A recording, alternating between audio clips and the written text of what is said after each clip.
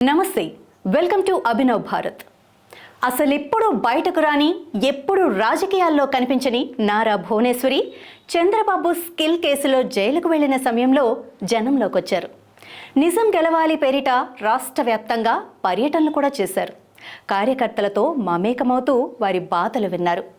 ఎన్నికల సమయంలోనూ చంద్రబాబు తరపున కుప్పం నియోజకవర్గంలో విస్తృతంగా ప్రచారం చేసి పర్యటనలు చేశారు. కూటమి గెలుపు తర్వాత ముఖ్యమంత్రి సతీమణిగా కుప్పం నియోజకవర్గంలో పర్యటించారు. 2024 ఏపీ అసెంబ్లీ ఎన్నికల్లో చంద్రబాబును మరోసారి గెలిపించినందుకు తన వంతుగా కృతజ్ఞతలు తెలిపారు. 4 రోజుల పాటు ఆమె కుప్పం నియోజకవర్గంలో పర్యటించనున్నారు.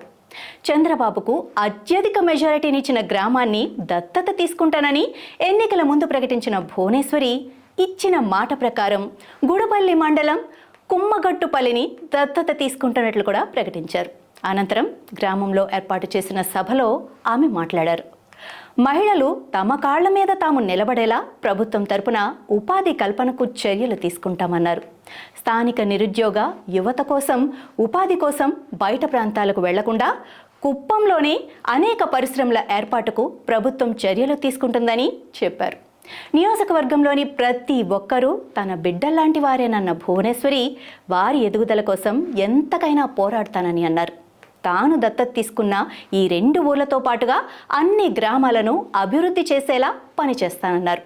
కుప్పం నియోజకవర్గంలో అభివృద్ధి పనుల కోసం అవసరమైతే ముఖ్యమంత్రి చంద్రబాబుతోనైనా కొట్లాడతానంటూ భువనేశ్వరి ఆసక్తికర వ్యాఖ్యలు చేశారు.